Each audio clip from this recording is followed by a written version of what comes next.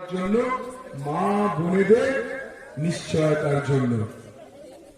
আর আগামী মাসে যে সমস্ত মা বোনেদের লক্ষ্মীর ভান্ডার অ্যাকাউন্ট আছে তারা ১,৫০০ বদলে ৩,০০০ টাকা পাবেন। ৩,০০০, ৩,০০০, ৩,০০০, ৩,০০০, ৩,০০০, ৩,০০০, ৩,০০০, ৩,০০০। প্রত্যেক মা বোন ৩,০০০, ৩,০০০, ৩,০০০, ৩,০০০, ৩,০০০, ৩,০০০। যারা বার্ধক্য ভাতা পান ১,০০০ টাকা তাদের ২,০০০, ২,০০০, ২,০০০ করে ঢুকবে।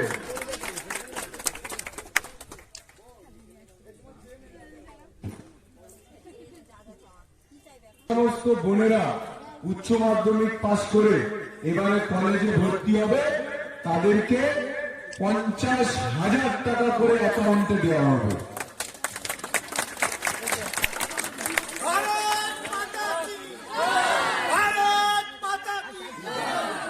যে সমস্ত মায়েরা অন্তঃসত্ত্বা হবেন, প্রেগনেন্ট হবেন, সন্তানসম্ভবা হবেন তাদের অ্যাকাউন্টে ২১,০০০, ২১,০০০, ২১,০০০ টাকা করে দেওয়া হবে।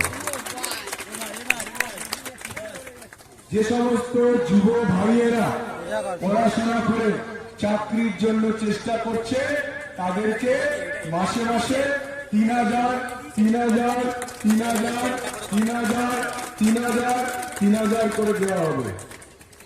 যে সমস্ত মায়েরা বোনেরা বাসে করে উঠবেন, সরকারি বাস, সরকারি বাসে সমস্ত মা বোনদের কোনো বাসের টিকিট কাটতে হবে না।